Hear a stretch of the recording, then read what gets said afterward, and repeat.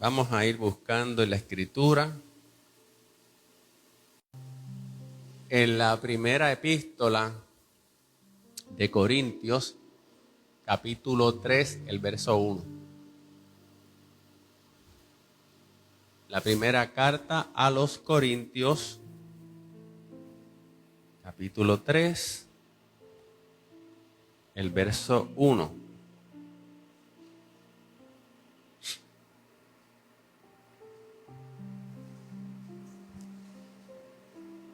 ¿Lo tienen? Dice la Escritura en el nombre de Cristo Jesús: de manera que yo, hermanos, no pude hablaros como espirituales, sino como a carnales, como a niños en Cristo. De manera que yo, hermanos, no pude hablaros como espirituales, sino como a carnales, como a niños en Cristo. Gracias te doy, Señor, por esta escritura, Señor. Te pedimos que hoy podamos expresar tu consejo, tu palabra, Señor, conforme tu sabiduría, conforme tu intención. Que esta palabra edifique, consuele y exhorte, Señor, y nos lleve, Señor, a ser creyentes, hombres, mujeres espirituales en ti. En el nombre de Jesús, amén. Esta palabra en esta mañana la he titulado El creyente espiritual. También podría titularla El hombre espiritual o la mujer espiritual. El creyente espiritual. Y es una palabra que cuando la leemos, leemos lo que Pablo está escribiendo, suena fuerte. La manera en que Pablo se está expresando con esta iglesia. Y vamos a ver de qué se trata todo esto que el pastor Danois en esta mañana quiere traer. Así que no se me asuste. Mira, amados hermanos, hay muchos conceptos sobre lo que es espiritualidad. De hecho, el mundo incluso tiene sus propias ideas acerca de lo que es espiritualidad. Yo no sé si usted en alguna ocasión ha escuchado a alguna persona decir algo como: no, es que esa persona es una persona tan espiritual. Y está hablando quizás hasta de un artista y dice: no, esa persona es una persona tan espiritual. Y uno dice: pero ¿a qué se está refiriendo esta persona?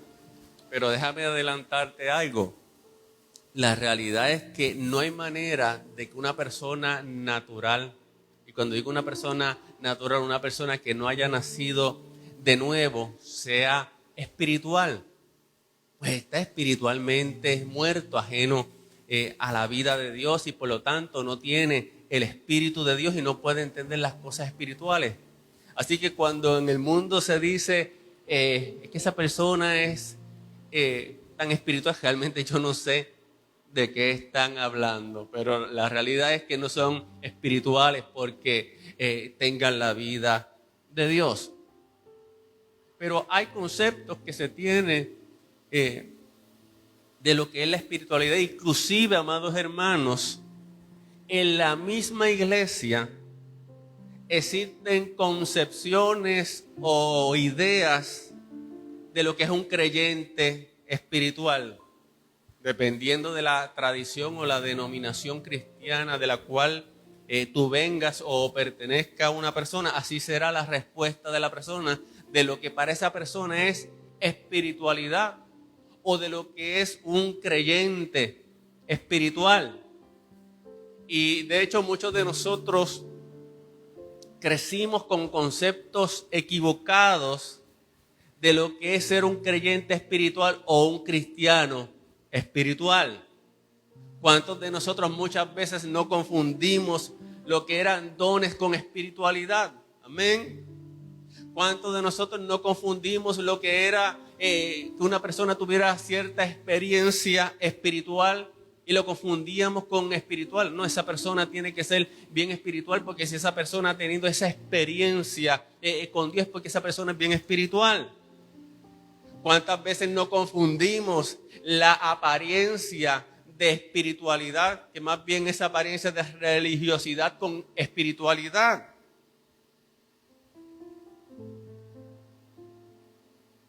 Crecimos con conceptos de lo que creíamos que era la espiritualidad. ¿Cuántas veces no confundimos las disciplinas espirituales en grandes cantidades con espiritualidad? No, si esa persona ora mucho porque esa persona es espiritual. Bueno, de hecho, la persona espiritual se va a inclinar a la oración, claro que sí. Pero confundíamos una cosa con la otra o las mezclábamos. Y tantas otras cosas más que usted, muchos de los que crecieron, amén, en la comunidad cristiana, en alguna denominación, en alguna tradición, identificaron como espiritualidad. De ahí cuando usted decía, no, es que, wow, esa hermana es bien espiritual. Ese hermano es bien espiritual.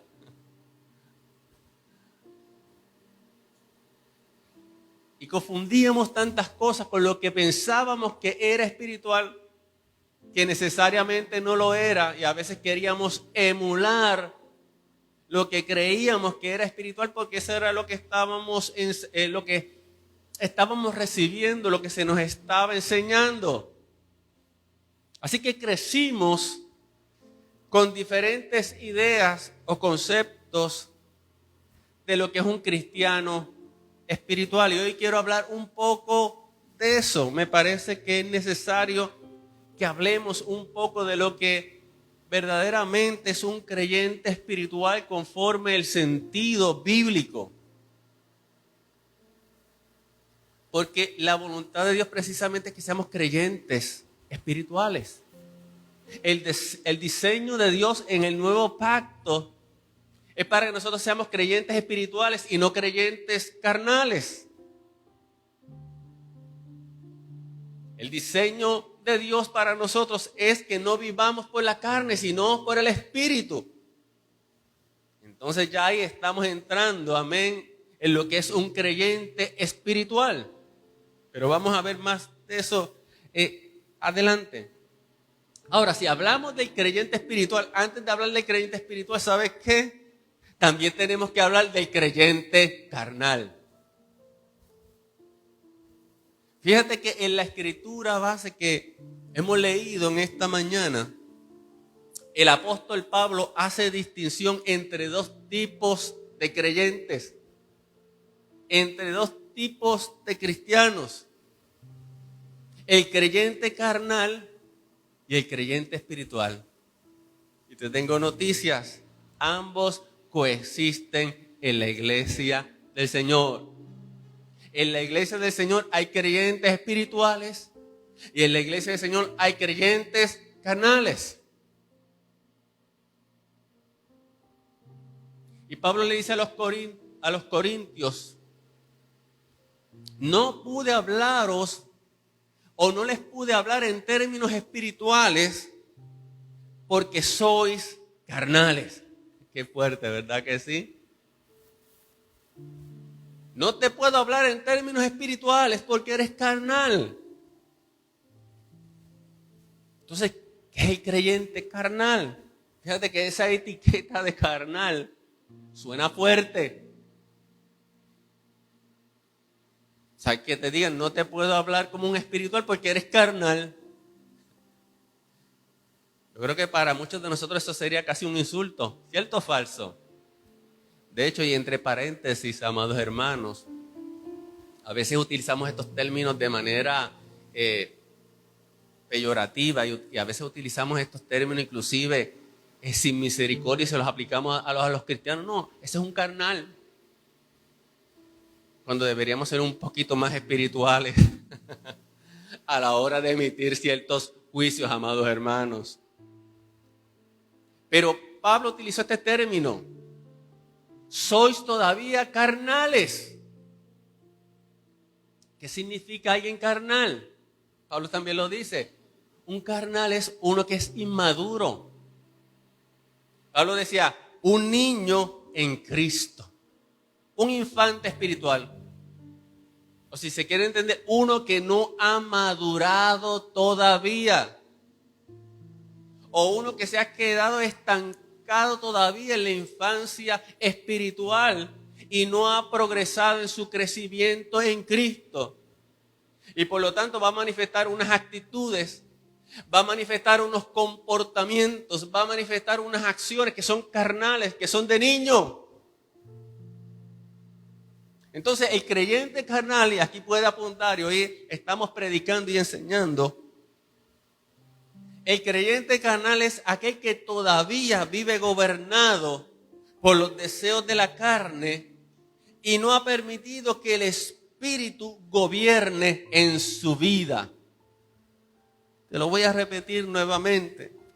El creyente carnal, el creyente inmaduro, es aquel que todavía es gobernado por los deseos de la carne y no ha permitido, fíjate, esto es importante, no ha permitido que el Espíritu gobierne en su vida. Entonces su vida está regida por la carne, su vida está regida por su yo y en consecuencia actúa como un niño, pues no es maduro, es inmaduro. Fíjate las palabras del apóstol Pablo en los versículos 2 al 4 de ese capítulo 3, mira cómo le habla a estos creyentes y cómo en lo que habla el apóstol Pablo nos está dando unas características o unas cualidades de este creyente carnal. Él dice, les di leche porque no podían asimilar el alimento sólido. Lo primero es, amado hermano, que el creyente carnal no puede asimilar el alimento sólido. Hay cosas que no se le puede dar al creyente carnal. Hay cosas que son alimentos sólidos que no se le puede dar al creyente carnal, pues no las va a entender, inclusive las puede tergiversar. De hecho, se puede envanecer el creyente carnal cuando tú le enseñas ciertas cosas y no tiene la capacidad, se puede envanecer en el conocimiento. Son estos creyentes carnales que aprenden 2 o 3 cosas, se les infla el conocimiento y enseguida piensan que saben más que todo el mundo y menosprecian a los demás. Pero el creyente carnal no está para alimentos sólidos. El creyente carnal está para que se le den los fundamentos elementales, pues todavía es inmaduro. Entonces Pablo le dice, mira, yo no puedo darles alimento sólido. De hecho, Hebreos 5:14 nos dice que el alimento sólido es para los adultos, es para los maduros, es para los que tienen la capacidad de distinguir entre lo bueno y lo malo, porque han ejercitado su facultad de discernimiento o percepción espiritual. Entonces Pablo les dice, no pueden asimilar el alimento sólido y aún no pueden todavía. Por eso el ministro de Dios tiene que saber, amén, qué tipo de congregación tiene y qué tipo de alimento necesitan. Aleluya. Tienes que conocer a tu pueblo, a tu congregación, para ver qué alimento es el que ellos necesitan. Tienes que ver, amén, que si tu pueblo es un pueblo inmaduro o si tu pueblo es un pueblo que ya está madurando. Y a base de eso saber qué palabra y hasta qué nivel de palabra le vas a dar. Aleluya. Porque no es lo que quiere escuchar el pueblo. Amén. Es lo que necesita el pueblo. No es lo que yo quiera escuchar, es lo que yo necesite de parte de Dios. Amén. Bendito sea el nombre de Jesús. Pues aún soy inmaduros. Y miren ciertos síntomas de esa inmadurez, por decirlo así. Mientras haya entre ustedes celos y contiendas, no serán inmaduros. Eso es una muestra de su comportamiento carnal. Había entre ellos celos y contiendas.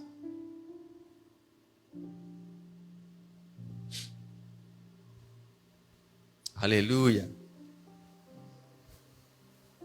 ¿Acaso no se están comportando según criterios humanos?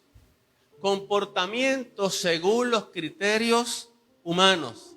Comportamientos según el mundo. Es decir, el creyente carnal muchas veces no se diferencia. No hay mucha diferencia entre el creyente carnal y el hombre natural.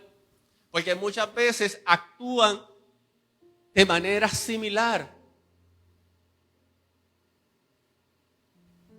Ese es el creyente que la gente dice, cuando lo ve, la gente del mundo dice, ¿y eso? Que es cristiano. Ese es el creyente carnal. La gente del mundo quizás será impía, quizás no será la gente del mundo no es santa. Sin embargo, saben identificar cuando un cristiano es carnal. Saben identificar cuando un cristiano no vive como cristiano. Y te ponen la etiqueta, y eso es cristiano. Y eso que va a la iglesia. Entonces ellos se estaban comportando conforme a criterios mundanos. Y hay más todavía.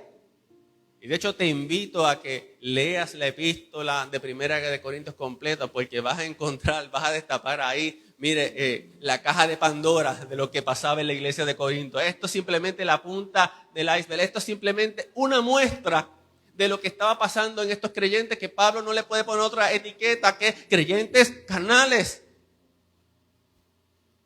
¿Acaso no están comportándose según criterios meramente humanos cuando afirman, yo sigo a Pablo, yo sigo a Apolos? No están actuando conforme a criterios humanos. Mire, había partidismo en la misma iglesia. No era partidismo político, era partidismo apostólico. La iglesia estaba dividida y tenía sus preferencias. Y unos dicen, yo soy del grupo de Pablo. Y otros dicen, yo soy del grupo de Apolos. Y otros dicen, yo soy del grupo de Pedro. Y los que se creían más espirituales decían, no, pero yo soy del grupo de Cristo. Óigame, eso no se parece a la iglesia del tiempo de hoy, donde a veces hacemos nuestros partidos. No, si tú no eres de los de santidad, tú estás mal. No, pero si tú no eres de los de restauración, que es lo último en la avenida, tú estás mal. Mire, amado, perdóneme, pero cuando uno lleva mucho tiempo en el evangelio, ¿sabe de lo que uno se da cuenta? Que a veces hay cosas que vienen en la comunidad de la iglesia y son como modas. Son como modas. Y tenemos que distinguir lo que son modas de lo que son genuinos movimientos de Dios. Amén. Hay genuinos movimientos de Dios. Pero dentro de los genuinos movimientos de Dios hay cosas que se convierten como en una moda. Entonces, si en una iglesia, amén, tienen una iniciativa por algo que Dios les dirigió, pues ya, yo estoy pendiente, espérate, eso me debe dar resultado. Entonces, en esta iglesia había partidismo. Y a veces también en la iglesia en general hay partidismo, ¿verdad? Algo que a veces no podemos evitar porque somos humanos, pero hacemos como esa separación. Vuelvo y te digo, no, que yo soy de los de santidad, no, yo soy de los de restauración, no, yo soy de los de fe, no, yo soy de los de gracia, no, yo soy de aquel, yo soy de cual. Entonces no nos damos cuenta que nosotros mismos también de alguna manera nos estamos constituyendo en creyentes carnales y no espirituales. Nos parecemos un poco a los discípulos de Jesús que en un momento dado ellos están caminando, están con Jesús. Amén. Y ven uno que no estaba con ellos. Uno que no estaba con ellos estaba echando fuera demonios. Y no era del grupo de Jesús. No era del grupo de los 12, no era del grupo de los comisionados. Y Jesús le dice, el que no es contra mí, por mí es. Aleluya. Tenemos que aprender que el que no es contra el Señor, por Él es. Así que aquel tal vez no recibió la comisión directa que recibieron los apóstoles, pero estaba haciendo lo que tenía que hacer. Y los discípulos le dijeron, espérate, pero es que este no está en nuestra denominación, este no está en nuestro grupo. Señor, ¿qué pasa? El que no es contra mí, por mí es. Aleluya. Mire la visión de Jesús. Entonces, amados, había partidismo en la iglesia, así que era parte de las acciones, del comportamiento carnal de esta iglesia. Y como te dije, eso era solamente la punta del iceberg. Había muchos problemas carnales en la iglesia. De hecho, hasta en los mismos servicios había comportamiento carnal. Pero eso se lo dejo a usted para que usted después indague, le dé curiosidad, amén, le dé un poquito de piquiña, de, espérate, déjame ir un poco más profundo a examinar esa iglesia de Corinto. Ahora, mire algo interesante y a la vez nos puede parecer contradictorio. Hay algo en la iglesia de Corinto que parece contradictorio.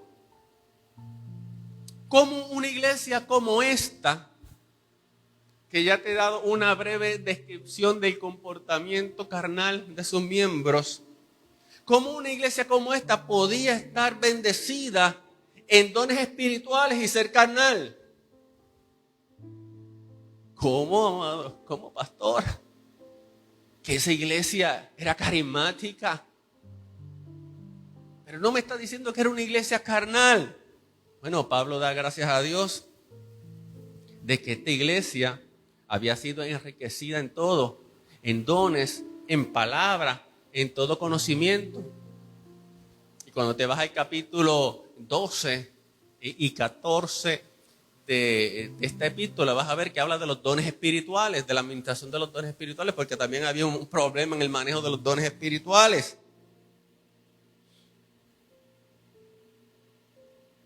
Entonces, amados hermanos, podemos tener dones y sin embargo no ser tan espirituales como pensamos y ser carnales. Déjame decirte algo de los dones. Los dones son por gracia. Los dones son regalo de Dios, pero no son sinónimo de espiritualidad. El que tú eches demonios no te pone el sello de espiritual. El que Dios te use para sanar no te hace espiritual. El que Dios te use para profetizar no te hace espiritual. Porque déjame decirte, la mula de Balaam era mula, profetizó, habló y no era espiritual. Entonces, no debemos confundir los dones, los carismas que tenga una persona, el talento, la elocuencia, el carisma, el que haga bajar fuego del cielo con espiritualidad. Amén. No escucho muchos amenes. Mire, la gracia de Dios ciertamente nos concede dones. Dios nos concede regalos, nos concede carismas. Y no lo hace basado en que seamos perfectos o en que lo merezcamos. Simplemente es por su gracia. Y Dios no espera que seamos perfectos cuando nos otorga estos dones o nos llama. Él no me llamó a mí a ser pastor siendo perfecto. Y Él no nos da los dones esperando que seamos perfectos, porque si no, amados hermanos, entonces Dios se quedaría esperando por nosotros. No, Dios por gracia hace un depósito en tu vida. Pero cuando Él hace ese depósito, sí espera que en el proceso podamos madurar y podamos ejercer lo que se nos otorga con madurez para que así podamos bendecir a otras personas. Amén.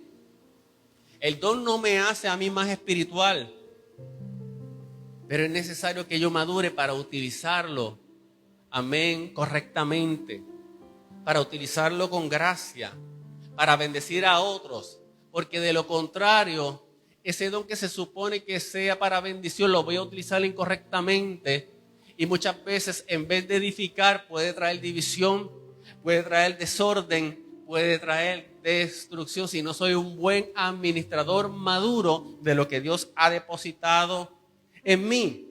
Por eso usted va a ver muchas personas o va a haber personas que tienen dones genuinos de Dios, pero que hacen mal uso de ellos. Por eso a veces usted va a ver escándalos, amén, que se destapan de personas que manifestaban dones y que se decían Dios lo usa, y de momento sale un escándalo, de momento se revela algo y uno dice, pero ¿cómo es posible que esta persona, amén, que Dios usaba tanto, que él profetizaba y esas profecías se cumplían y Dios hacía milagros, y ahora de momento sale un escándalo, se destapa algo, se destapa un escándalo de inmoralidad, y tantas cosas, y uno dice, ¿cómo es posible? Porque los dones, amados hermanos, no son sinónimo de espiritualidad. Y la iglesia de Corinto es la evidencia de eso. Amén.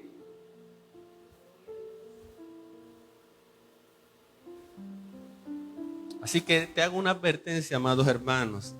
Los dones son para la edificación de la iglesia y no para exaltar al hombre. Así que no nos dejemos impresionar por los dones que tenga alguien. Amén. No creamos que porque Dios usa a alguien ya es una persona intocable, ya es una persona inmaculada, perfecta, que no puede tropezar, que no puede caer. No. Y de hecho algunos de estas personas, ellos mismos se dejan engañar. Dicen, no, es que Dios, si Dios me está usando todavía, es que yo estoy bien con Dios. Y ya se están deslizando. Les pasa como a Sansón, ahí tiene otro ejemplo. Sansón fluía en su don, pero tenía debilidad. Tenía algo, amén, que lo arrastraba hacia la debilidad, hacia la inmoralidad, amén, hacia la debilidad sexual. Pero él se confiaba, y mientras él se sentía bien, mientras la fuerza estaba ahí, él dice, no, yo estoy bien, olvídate. Entonces llega un momento que la persona se siente inmune. Y es ahí donde, amados hermanos, se dan a tantas cosas. Leía sobre un pastor en África, ya murió hace unos pocos años, y una iglesia grandísima, y conocía parte del trasfondo de esta persona, y se conocía porque era una iglesia donde, mira, habían unos milagros, liberación. El hombre profetizaba cosas que se daban. Y murió ya. Murió hace pocos años y murió relativamente joven. No llegó a los 60 años.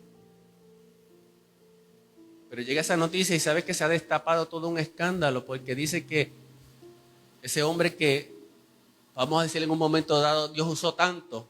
O sea, vamos no le quitemos mérito, porque sí puede ser que genuinamente le pasó como a Sansón. Pero ahora se ha destapado un escándalo de que ese hombre abusaba de mujeres, que violaba mujeres, las hacía abortar para que no se descubriera lo que estaba pasando. Gente que habían ido allí, a ese lugar, creyendo genuinamente. Ahora el hombre se murió. Y esa gente quedó con esa marca. Por eso te digo, amados hermanos, que tenemos que tener discernimiento y tenemos que examinar el fruto antes el don. Aleluya. Y eso se aplica a todo. Eso se aplica a todo. Y siempre tengo que, me viene hasta la mente cuando estés buscando una pareja. Aquí las que hay no son jovencitas y no creo que estén en esos planos. Pero si alguien me está escuchando, alguna joven o un joven, no te dejes impresionar por los dones. No te dejes impresionar por la apariencia. Busca el fruto. Busca el carácter. No te dejes impresionar porque es un predicador o un profeta. No. Mire, te lo digo porque es que crecimos con mentalidades así, donde nos dejábamos impresionar y decíamos, wow, ese es el hombre de Dios, esa es la mujer de Dios, esa es la que yo quiero, el que yo quiero. No te dejes impresionar. Busca el fruto. Pastor, ministro que me escucha, no te dejes impresionar tampoco. Cuando vas a ocupar personas en funciones en la iglesia, no te dejes impresionar por el mucho brillo y el mucho resplandor. Busca el carácter. Aleluya. Un pastor va a buscar el carácter de la persona y el fruto cuando la va a ocupar en el servicio de la casa. No es que eche fuegos artificiales. No es el que mucho grite, no es el que mucho vocifere. No, el fruto. Vamos entonces al creyente espiritual, amados hermanos. Ya por contraste, ya tú tienes que entender lo que es el creyente espiritual o el hombre o la mujer espiritual. Mire, la palabra espiritualidad, déjeme empezar por ahí, se basa en una palabra hebrea, ruá, un término que generalmente se traduce como espíritu, pero que incluye otra variedad de significados como puede ser aliento y viento. Entonces, cuando hablamos del espíritu, estamos hablando de lo que da vida y de lo que da animación a algo. Amén.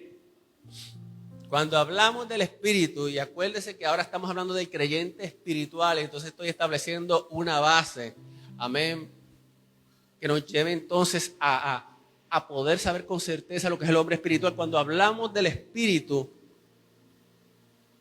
hablamos de lo que da vida y animación a alguien.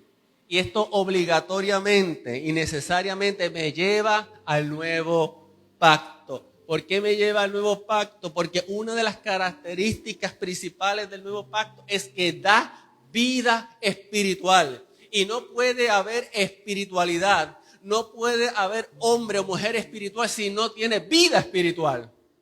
Por eso yo te decía al principio que eso de que, ay, esa persona es tan espiritual, ese artista es tan espiritual. Mire, no, eso es cierto.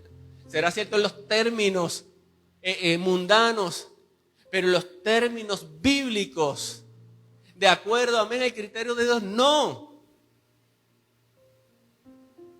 Entonces el nuevo pacto se caracteriza porque da vida espiritual.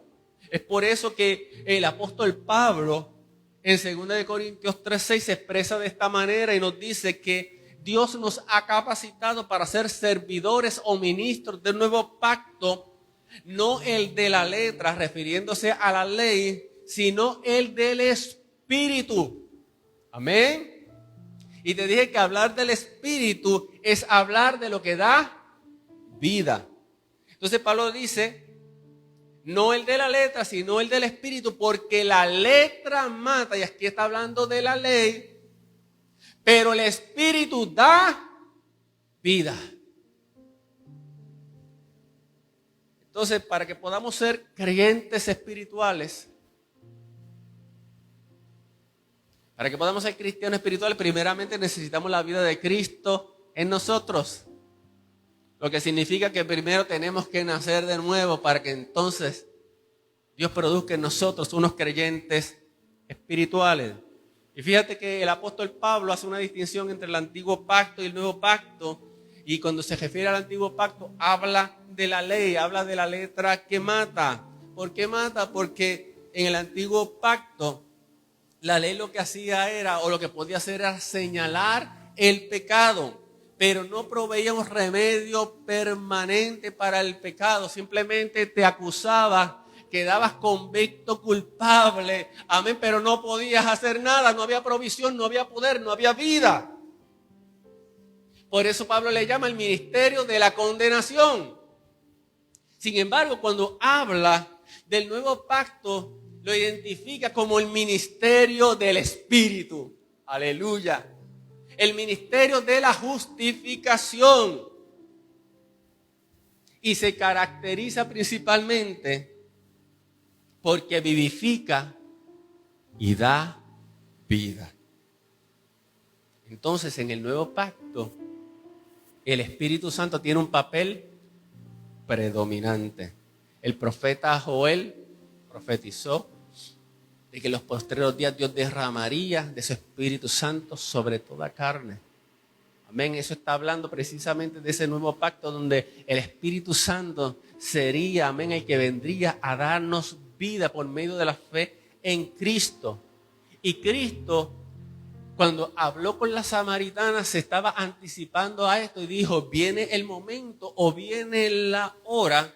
Y estaba hablando, claro, de la adoración, pero cuando estaba hablando de la adoración, él habló de una adoración en el Espíritu. Él dijo, en que los verdaderos adoradores rendirán culto al Padre en espíritu y en verdad, porque así quiere el Padre que los adoradores le adoren. Así que Jesús ya se estaba anticipando y estaba anunciando ese nuevo pacto donde el Espíritu era el que iba a tener un papel predominante, inclusive para poder adorar a Dios. Sin el Espíritu no podemos adorar a Dios. Aleluya. Entonces, en el nuevo pacto, el Espíritu nos da vida, nos da poder y reina en cada área de nuestras vidas. Lo que significa que nos da la capacidad para vivir una vida realmente espiritual. Es decir, solo podemos vivir y andar en el nuevo pacto a través del Espíritu de Dios. Galatas 5:25 nos dice, si el Espíritu nos da vida, andemos guiados por el Espíritu. Quiere decir entonces, amados, que quien nos da la capacidad para ser creyentes espirituales es el Espíritu de Dios que viene a morar en nosotros mediante la fe en Cristo. Eso significa que no nos tenemos que conformar a ser creyentes carnales. Eso significa que no nos tenemos que conformar a ser creyentes inmaduros. Tenemos que aspirar, amén, a lo que Dios desea para nosotros. Tenemos que aspirar a ese hombre espiritual, a esa mujer espiritual. Amén. Entonces es ahí donde comienza la vida espiritual. El creyente espiritual, ¿sabes qué? No es uno que anda en las nubes ajeno a todo. El creyente espiritual no es un anacoreta aislado de todo. Un anacoreta eran las personas que en la antigüedad se aislaban. En un monasterio se iban a los montes y se aislaban de todo. No, el creyente espiritual no es ese que se aísla del mundo porque es tan espiritual que no quiere contaminarse. No, ese no es el creyente espiritual. El creyente espiritual no es aquel que tiene unas experiencias místicas. Amén. Usted no ha escuchado creyentes que siempre están teniendo experiencias y experiencias y experiencias y experiencias. Ese no es el creyente espiritual, amados hermanos. El creyente espiritual, una definición. El creyente espiritual es aquel que ha recibido la vida de Cristo por medio del Espíritu y ha escogido andar en el Espíritu, que no es otra cosa que ser guiado por el Espíritu. Vuelvo y lo repito para los que están apuntando. El creyente espiritual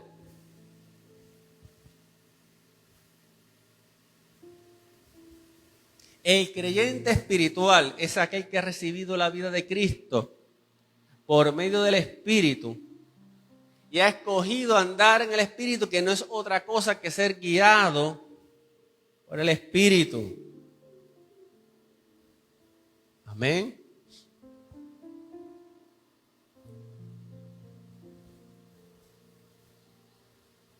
Entonces, ¿cómo llegamos a ser cristianos espirituales?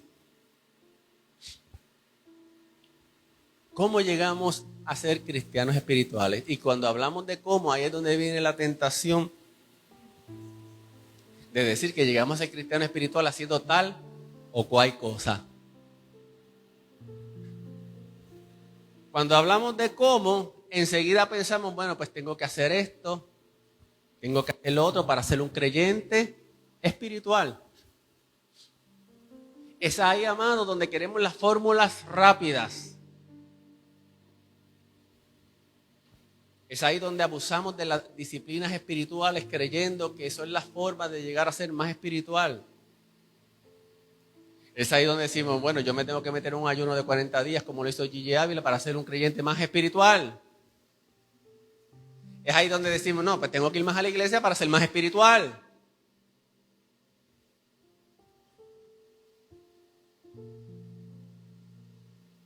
Algunos se van más al extremo. Hay ciertas comunidades de fe que inclusive se ponen ciertos atuendos como para humillarse.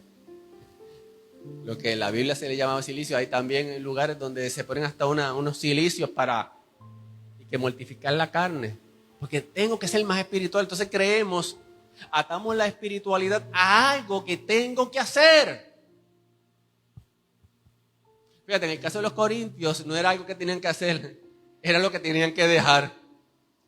En el caso de los corintios no era lo que tenían que hacer, era lo que tenían que dejar.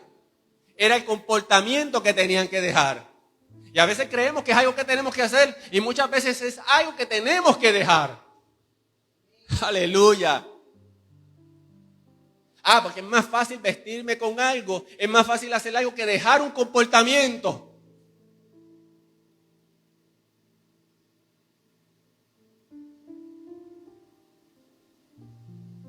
Es más fácil quizás ponerme a ayunar que dejar el chisme, que dejar la murmuración. Es que no me gusta el chisme, pero me entretiene. Entonces a veces creemos que es simplemente una cuestión de hacer algo más. Y muchas veces es un asunto de dejar, pero nos duele dejar. Porque somos creyentes a veces carnales. Entonces, ¿cómo llegamos a ser cristianos espirituales? Tal vez la pregunta no es correcta. Tal vez el asunto no tiene que ver con el cómo, sino con el entender.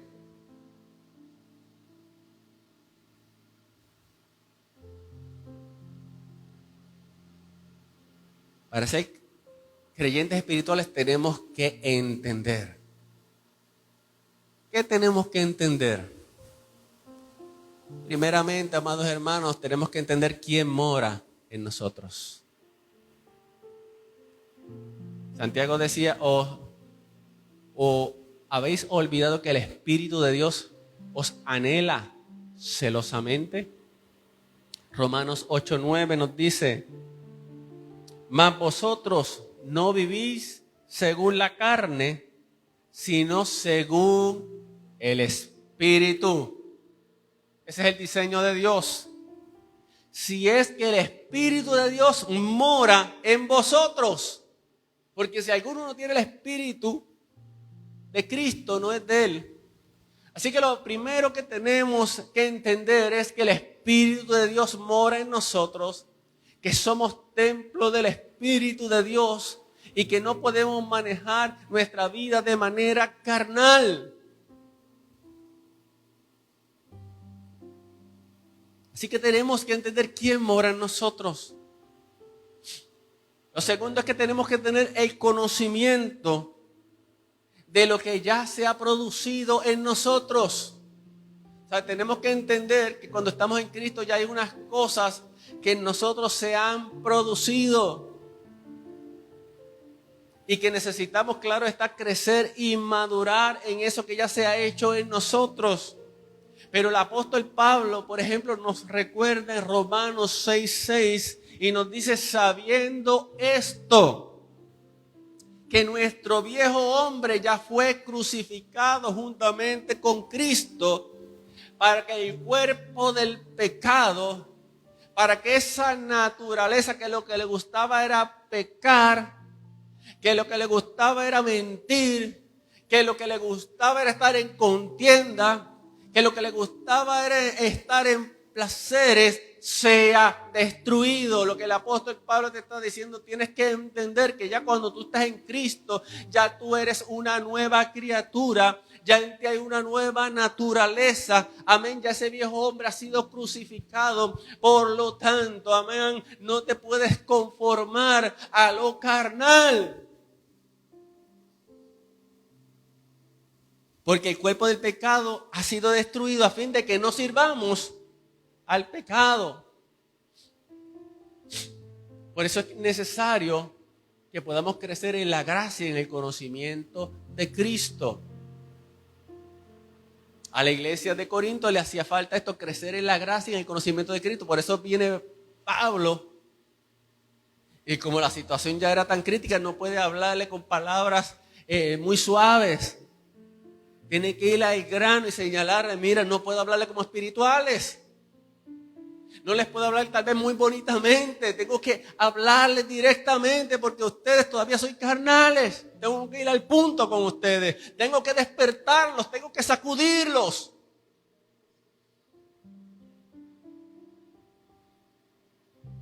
¿Cómo llegamos a ser cristianos espirituales? Tenemos que reconocer que con Cristo estamos juntamente crucificados. Pablo lo decía, Gálatas 2:20, con Cristo estoy juntamente crucificado y ya no vivo yo. Hasta que no realicemos que ya no vivimos nosotros, entonces, ¿qué sucede? Seguimos con comportamientos carnales, con comportamientos inmaduros. Y Pablo dice, lo que ahora vivo en la carne, lo que ahora vivo en este cuerpo, lo vivo por la fe en el Hijo de Dios. Ahí está la clave. Por la fe en el Hijo de Dios, el cual me amó y se entregó a sí mismo por mí. Entonces llegamos a ser creyentes espirituales cuando empezamos a realizar, cuando empezamos a entender lo que ya se ha hecho en nosotros, cuando empezamos a entender que el Espíritu de Dios que se nos ha concedido en el nuevo pacto mora en nosotros, que nos ha dado vida y que nos da la capacidad para vivir como Dios le agrada y que Él quiere guiarnos y que dice que vivamos. De hecho, Pablo dice así, que vivamos en el Espíritu. Es decir, somos llamados a una vida en el Espíritu, una vida potenciada por el Espíritu de Dios, una vida guiados por el Espíritu de Dios. Entonces entramos en ese proceso, claro, la Biblia nos dice que hay una lucha entre el espíritu y la carne, pero ¿sabes qué? Tenemos la de ganar porque ya Cristo ha provisto lo que necesitamos.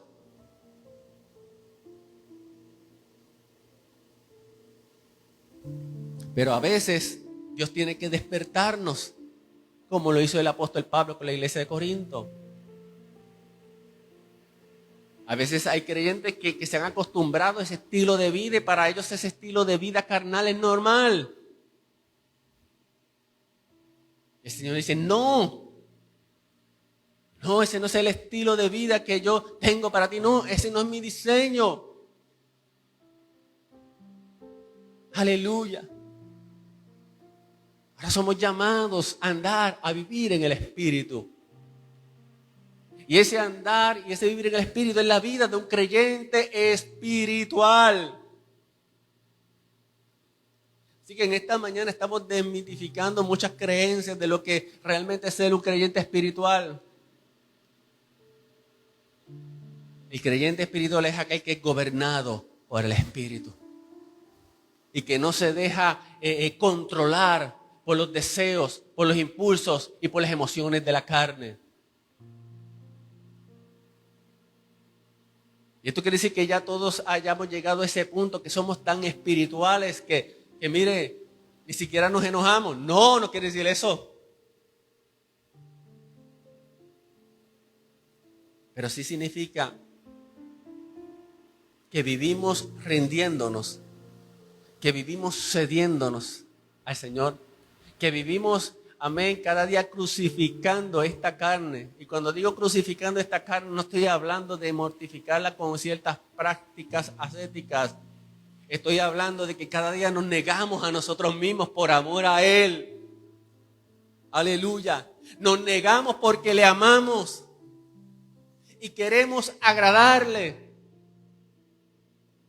Y sabemos que vivir, andar en el Espíritu es gozo, paz y bendición para nosotros. Entonces, cuando somos creyentes espirituales, ¿sabes qué? Y ya voy terminando. Ay, gracias, pastor, que ya va terminando. Se está alargando mucho. Si usted no me lo dice, yo me lo digo. Pastor, me leyó el pensamiento que usted es profeta. Aleluya. Mira, el creyente espiritual discierne espiritualmente. Su juicio no es según la carne, porque tiene la mente de Cristo. Puede ahí anotar 1 Corintios 2, 14 al 16. El creyente espiritual, mire esto, manifiesta un espíritu de gracia, mansedumbre y restauración. No un espíritu de condenación.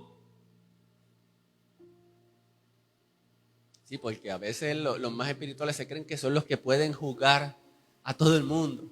Se creen que son los que tienen la norma. ¿Usted no ha visto personas así? Pero mira lo que dice Gálatas 6:1. Aquí sí conviene leerlo. Hermanos, si alguien es sorprendido en pecado, ustedes que son espirituales, ustedes que no son carnales, ustedes que son espirituales, deben restaurarlo con una actitud humilde. Quiere decir que el espiritual tiene un espíritu de gracia, tiene un espíritu de misericordia, tiene un espíritu de restauración y no un espíritu de condenación. Así que cuidado con el espíritu de condenación, porque el espíritu de condenación no es del espiritual. El espíritu de condenación es del carnal y del legalista. Y utilizo este versículo porque Pablo se dirige a ellos y les dice, ustedes que son espirituales. O de otra manera, ustedes si se creen espirituales, restáurenlo con espíritu de mansedumbre. Y este versículo es poderoso porque revela el carácter de lo que debe ser el creyente espiritual. O sea, restaurar a una persona sorprendida en pecado, restaurar a una persona, amén, que ha tropezado, eso no es fácil. Entonces, si tenemos espíritu condenatorio, en vez de restaurarlo, pues lo vamos a echar afuera. Ya tú no perteneces a nuestro grupo. Ya no fallaste, ya estás descalificado. No, ese no es el espíritu de la verdadera persona espiritual. No es un espíritu de restauración. El creyente espiritual es apto para el alimento sólido. Y puede recibir el alimento sólido, y puede recibir el conocimiento, y puede recibir la sabiduría sin envanecerse en ese conocimiento, porque es espiritual. Pero el creyente carnal no está para cosas sólidas. Yo no sé por qué hay creyentes, por ejemplo, que todavía son niños en Cristo, entonces quieren meterse en Apocalipsis, a entender todas las cosas de Apocalipsis y todavía no pueden entender los fundamentos elementales que necesitan, amén, para vivir la vida en Cristo. O quieren meterse en las profecías, o quieren saber tantas cosas. No. A veces erramos en lo que es esencial. A veces erramos en aquello que realmente necesitamos. Si necesitamos leche, necesitamos leche. Si necesitamos vianda, es vianda. Pero el creyente espiritual es apto para alimentos sólidos. Lo puede sostener, no le hace daño. A veces el alimento sólido puede ser un poco pesado. No es para todo el mundo. De hecho, el alimento sólido a veces puede ofender a una persona.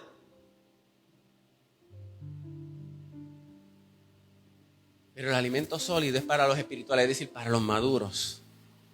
El creyente espiritual se deja guiar y responde al deseo del Espíritu. Romanos 8:14, porque todos los que son guiados por el Espíritu de Dios son hijos de Dios.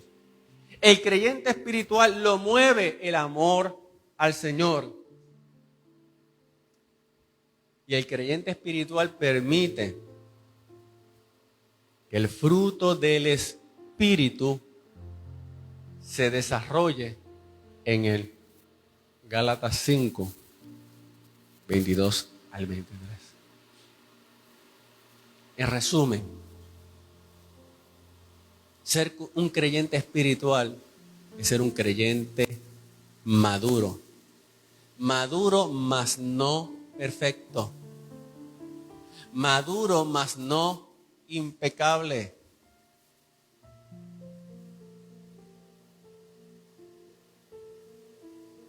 Maduro, un creyente que ama a Dios. La madurez, ¿sabes qué significa? La madurez significa ser como Cristo. Se estaban pareciendo a Cristo. Estaban pareciendo a todo menos a Cristo. Pero ser un creyente espiritual es ser como Cristo. Entonces, por lo tanto, debemos mirar a Cristo, que es nuestro modelo, nuestro diseño. Cristo es el nuevo hombre.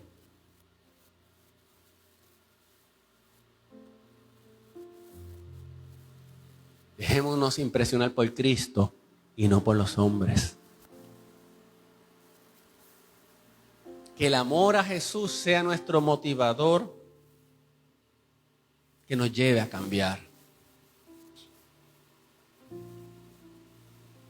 No lo hacemos por el pastor. No lo hacemos por nadie. Lo hacemos por Cristo. Por Cristo.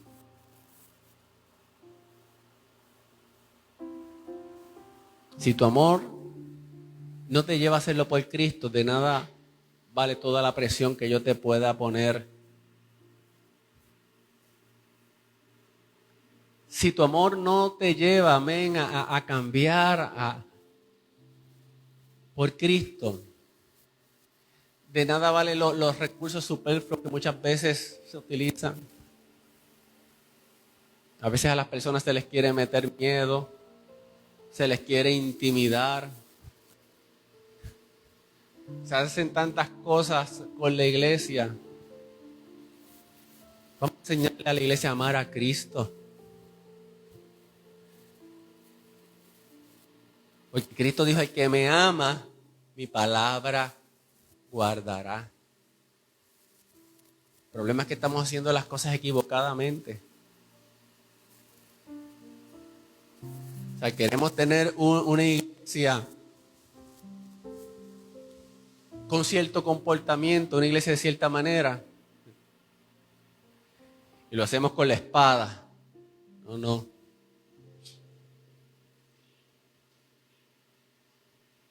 No sé, pero ese no se me parece el modelo de Jesús. No se me parece a ese Jesús que interactuó con sus discípulos que eran cabezones e inmaduros. ¿Y sabes qué? Lo llevó a la madurez. Cristo lo llevó a la madurez. Cristo lo restauró. Así que Jesús es quien constituye nuestro modelo para el cambio. Y todo crecimiento todo crecimiento parte de apreciar la riqueza del amor de Cristo por nosotros. Entonces, para ser creyentes espirituales,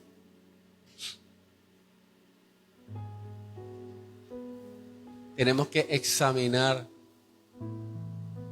nuestro amor por Cristo.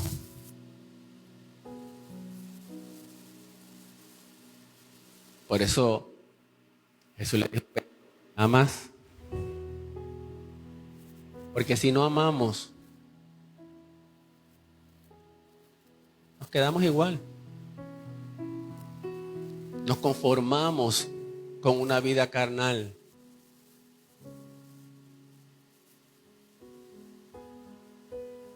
Hay personas que están intentando tener un comportamiento X por miedo a.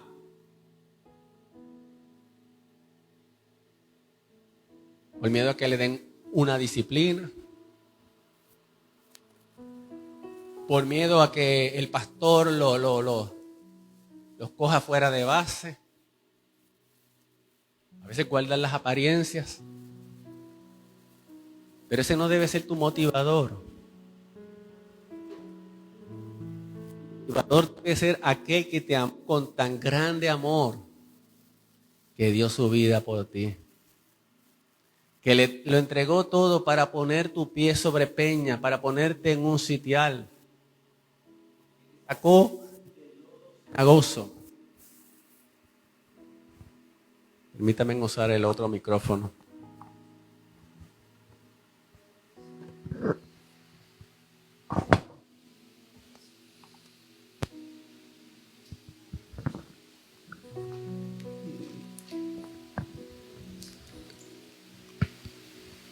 Bendito sea el nombre del Señor. Nuestro amor por Jesús. Nuestro amor por Jesús. En esta mañana vamos a ponernos en pie.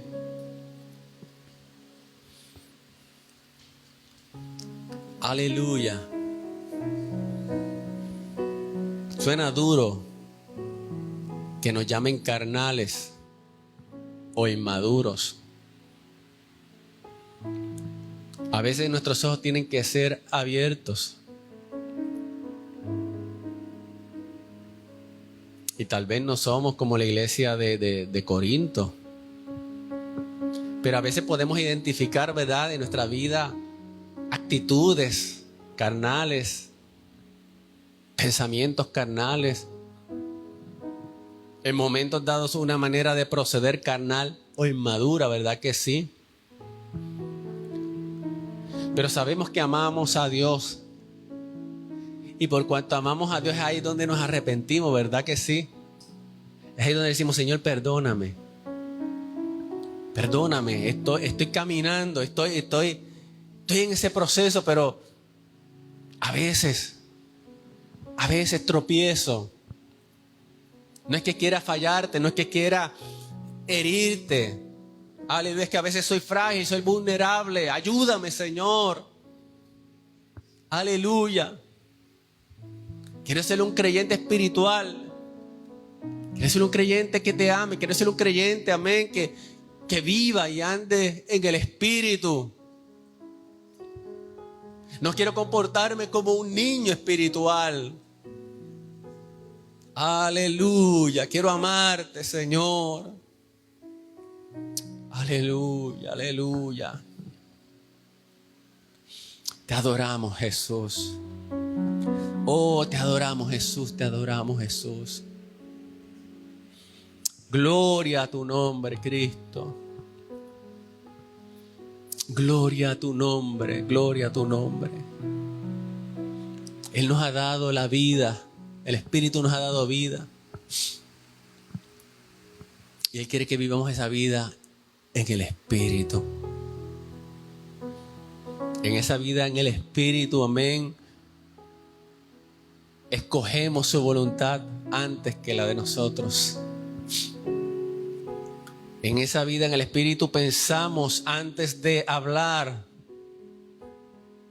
Antes de despotricar todo lo que tenemos en nuestro corazón, muchas veces que queremos decirle a otra persona que que nos ha incomodado, que nos ha molestado. Pero en esa vida en el Espíritu hay gobierno. Amén. Y cuando hay gobierno decimos, espérate, no, esto puede hacer más daño. Quizás me puedo desahogar. Quizás puedo sentirme que me estoy vengando, pero voy a hacer daño. Aleluya. La vida en el Espíritu no es una vida mágica o una vida automática.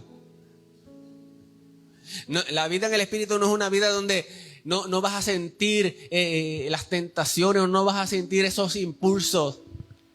No, esa no es la vida en el Espíritu, pero es una vida donde tendrás la capacidad de tomar autoridad y control ante esos impulsos carnales o ante esas actitudes o ante esos deseos a veces de pecar. Aleluya. Porque el Espíritu de Dios vive en ti. Entonces el creyente verdaderamente espiritual es aquel que deja que el Espíritu Santo gobierne su vida. Aleluya. Un verdadero creyente lleno del Espíritu Santo no es meramente aquel que puede hablar lenguas o danzar en el Espíritu como en lugares de danza o tantas cosas. No. El verdadero creyente lleno del Espíritu es aquel que tiene el gobierno de Cristo en sí. Necesitamos ese gobierno de Cristo. Aleluya. El Señor quiere hablarnos como espirituales, no como carnales. El Señor quiere darnos alimentos sólidos. Aleluya.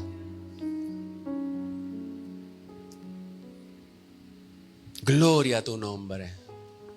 Yo sé que cada cual lucha y tiene sus áreas. ¿Sabes? Si vamos a decir, no, es que ya yo soy verdaderamente espiritual, bueno, pues quizás ya tú tienes alas y te puedes ir para el cielo. Ya tú eres un ángel, vete para el cielo. Pero no somos así. No, porque siempre va a haber una lucha entre la carne y el espíritu. Gloria a Dios. Pero según maduramos, amén, permanecemos más en ese nivel, amén, espiritual, antes que estar bajo el nivel carnal. Porque vamos aprendiendo, amén, a someternos al Espíritu. Aleluya. Gloria a Dios. Y el deseo de Dios es que seamos creyentes espirituales. Y yo creo que en lo que hemos hablado en esta mañana ha quedado bien claro, amén, lo que es un creyente espiritual. Amén. En esta mañana vamos a orar. Vamos a decirle, Dios, yo quiero vivir la vida del Espíritu. Porque la vida del Espíritu es la que me lleva a ser un creyente espiritual, un hijo de Dios, una hija de Dios espiritual. Aleluya. Esa espiritualidad se reflejará en tus decisiones. Esa espiritualidad se reflejará en tus acciones. Esa espiritualidad se reflejará en tus palabras. Esa espiritualidad se reflejará en la manera en que tú manejas tu vida. Ahí es donde se manifiesta esa verdadera espiritualidad. Esa verdadera espiritualidad se manifestará cuando tú sales de aquí de la iglesia. Porque aquí todos somos santos, pulcros y espirituales, como decía un pastor anterior que yo tenía. Aquí lo que nos falta, aquí dentro de la iglesia lo que nos falta es que nos salgan alas. Pues aquí somos espirituales. No, pero Dios te está dando una palabra para que cuando salgas de aquí puedas manifestar verdaderamente esa espiritualidad. Y que alguien pueda decir de ti, es que en ti hay algo diferente. Es que tú no eres como las demás. Tú no eres como las demás. Aleluya. Hay algo que te va a distinguir. Aleluya. Hay algo que te distingue. No es tu look, no es tu peinado. Eso está bueno, pero no es eso. Aleluya. hay algo que te distingue, hay algo en ti que te distingue. Y esa es la verdadera marca de alguien que es espiritual. En esta mañana te damos gracias, Dios, por esta palabra, Señor. Gracias porque hoy tú nos iluminas, Señor. Hoy tú nos instruyes, Padre. Tantos conceptos, Señor, equivocados de espiritualidad, y reducimos la espiritualidad, Señor, simplemente a hacer cosas. Reducimos la espiritualidad a practicar cosas.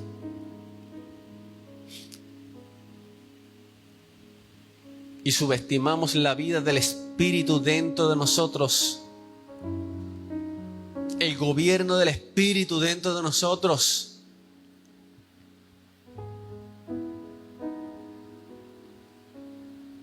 Dile a Cristo, Cristo gobierna en mí.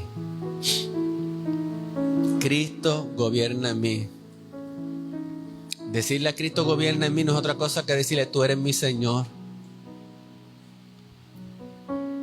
Aleluya, cédete hoy al Espíritu Santo de Dios que mora en tu vida. El Espíritu Santo no es meramente para que te emociones, es mucho más que eso.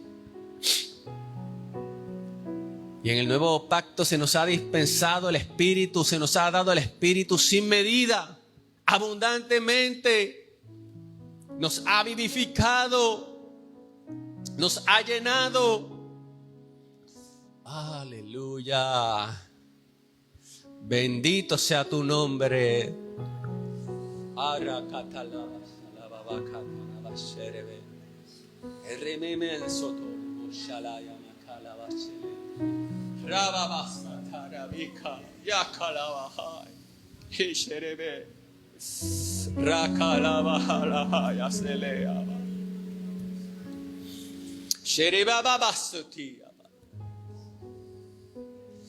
Y recatalasaya chakatarima maserebe. Porque Dios no quiere una vida superficial para nosotros. Y la vida de muchos creyentes se ha convertido en una vida superficial. Una vida superficial. Bendito sea el nombre de Cristo. Pero hay una vida en el Espíritu. Hay una vida en el Espíritu, dominada por el Espíritu. Aleluya. ¿Por qué tienes que dominar la carne? ¿Por qué tienes que dominar el pecado? Porque el pecado y la carne tienen que ganar la batalla cuando ya Cristo proveyó la victoria. Oh, aleluya. Aleluya. Hay poder, aleluya, de victoria. Mi alma te alaba. El poder está en Cristo. El poder está en Cristo que te ha dado el Espíritu. Aleluya. Y a veces no lo entendemos. Por eso tenemos tantas versiones y tantas ideas de espiritualidad. No. Aleluya. Por eso Cristo hablaba de ese tiempo que venía, donde los verdaderos adoradores adorarían en espíritu y en verdad. Podrían adorar en espíritu y en verdad porque vivirían y andarían en el Espíritu. Y cada área de sus vidas iba a estar regida y gobernada por el Espíritu de Dios. Aquí no hay secretos, aquí no hay fórmulas mágicas, aquí hay una vida del Espíritu que está esperando por ti, aleluya. Eso es todo. Oh, gloria a Dios. Deja que el Espíritu de Dios en esta mañana gobierne en tu vida. Deja que el Espíritu de Dios llene cada rincón de tu corazón. Aleluya. Oh, gloria a tu nombre, Cristo. Aleluya. A veces El Padre nuestro dice, venga a tu reino, amén. Dile, Señor, venga a tu reino a mi corazón. Gobierna en mi vida. Antes de tú poder gobernar a otros, tú tienes que, aleluya, el Señor tiene que gobernar en ti. Aleluya, y hoy entrega y presenta esas áreas de tu vida. Amén, esas áreas donde tienes batallas, Señor, las entrego a ti. Toma el dominio, toma el control. Te entrego mi carne, te entrego mi cuerpo, te entrego mis pensamientos. Te entrego mi lujuria, te entrego mi pasión. Aleluya. Te entrego mi debilidad. Gloria a Dios, aleluya. Mi alma te alaba, mi alma te alaba, mi alma te alaba. Arikalabashai, santo, santo. Dios es bueno. Dios nos está formando. Nos está formando. Santo, santo, santo. Dios quiere una iglesia espiritual. Una iglesia que se parezca a Cristo. Gracias te damos, Señor, por este tiempo maravilloso, Dios mío. Gracias porque tú hablas a nuestras vidas, Señor. Nos llevas a la madurez espiritual. Nos llevas al crecimiento, Señor. Nos das ese fundamento firme, Padre. Oh, la gloria y la honra es tuya, Señor. Bendigo a los que nos están escuchando, Señor, a través del Facebook. Confío que también, Señor, sus corazones han sido ministrados, Señor, en el nombre de Jesús. Tú les conoces, Señor. Tú les conoces, Señor. Y algunos tendrán que tomar decisiones, Señor, para comenzar a andar en el Espíritu, Señor. En el nombre de Jesús, para salir de la carnalidad, Dios mío. Bendito sea el nombre de Jesús e ir en pos de la madurez en Cristo Jesús. A ti la gloria y a ti la honra. Amén, amén, amén. Dale un aplauso al Señor. Dale gloria a Dios. Aleluya. Santo, santo eres, Señor. Toda la gloria del Señor.